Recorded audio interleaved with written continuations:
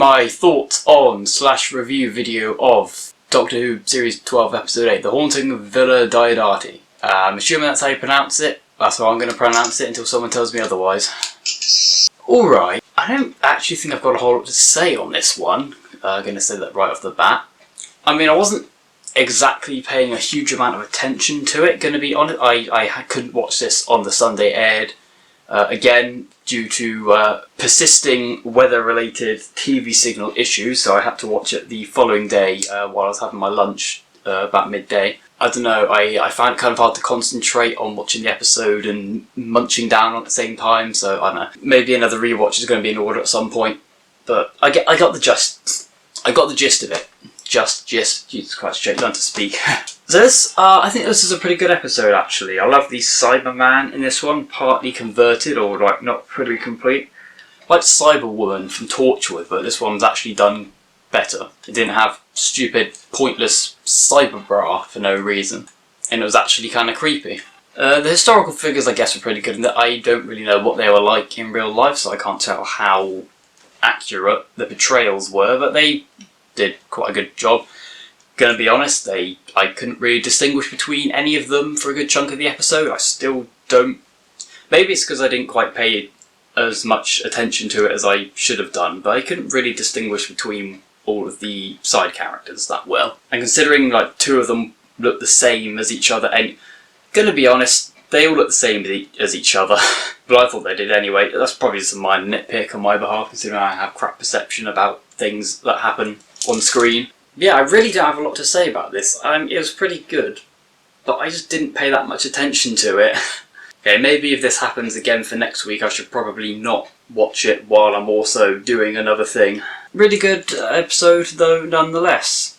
Really nice setting. You can tell they're going for the good horror themed thing. I mean, it probably did end up coming down to this, but they never really sort of show on screen any sort of indication that this partly converted lone Cyberman ended up being the inspiration for Frankenstein or anything like that, considering Mary Shelley's in the episode. They never sort of say or make any explicit hints on screen that there's going to be a link there, but you can probably tell that's how that went down.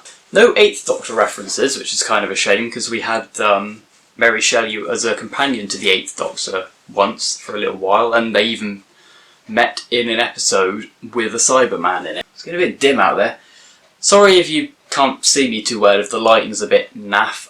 It was perfectly fine when I started recording, but because the weather is so shite here, it appears to have gotten darker, so I do apologise.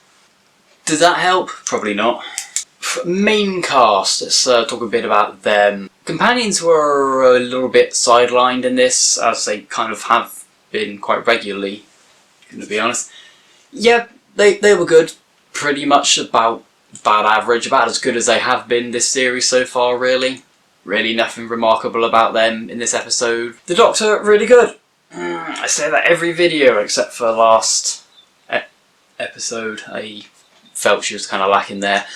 But apart from that, she's been nailing this character down really well this series. Even in crap episodes like Orphan 55, she's done this character a really good service so far.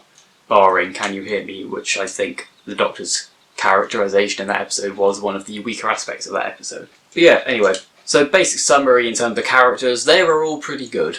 There's not really any characters that were weak in this.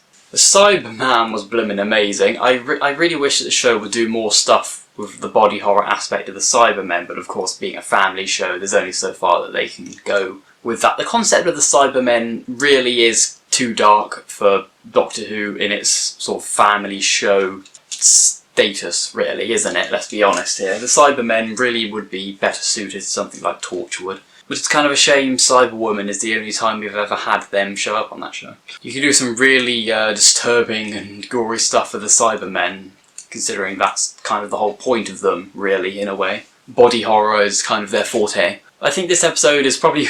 I don't know, it might be a bit early to say this, but I think this is probably the best Cyberman episode we've had in a while, since World Enough in Time at least.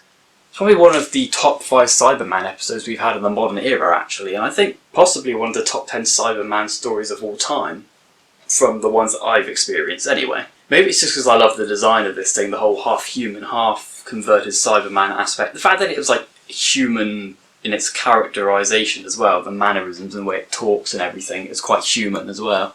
That was kind of freaky deaky. I just want to take a minute to bring up the point where the living skeleton. What's the deal with the living skeleton, by the way? I didn't quite get that. But yeah, when the living skeleton appeared in the cot in place of the baby, that was kind of dark. Obviously the baby lives. This is Doctor Who. This isn't Torchwood, this is Doctor Who. We aren't really allowed to kill kids in this show. But yeah, that was... they were really bordering on sort of too mature in this episode in places, just slightly narrowly missing it. Which I think is a good plus. I would like to see more episodes that go down this particular route. As for the plot, gonna be honest, there was a few things I didn't understand, which I'm still a bit confused about. Maybe that comes down to me not paying that much attention as I should have done. I think I'll definitely have to give this one a rewatch to fully understand it. Maybe it's really simple and I'm just a dumbass. I don't know.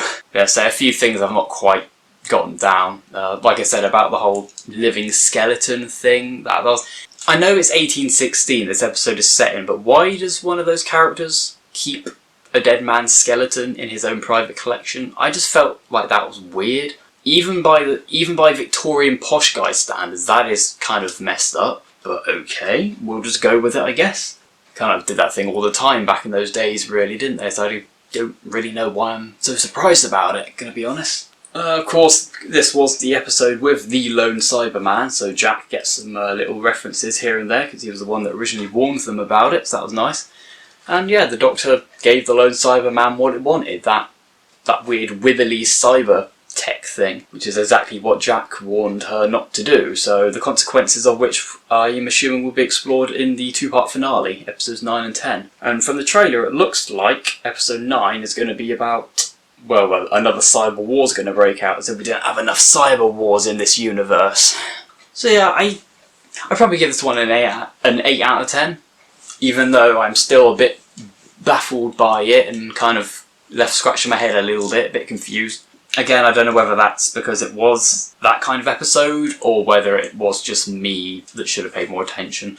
But yeah, probably 8 out of 10. Pretty solid, pretty good. I think in terms of a Cyberman story, I think it's one of the best we've had in a while. Yeah, leads quite well into the two-part finale.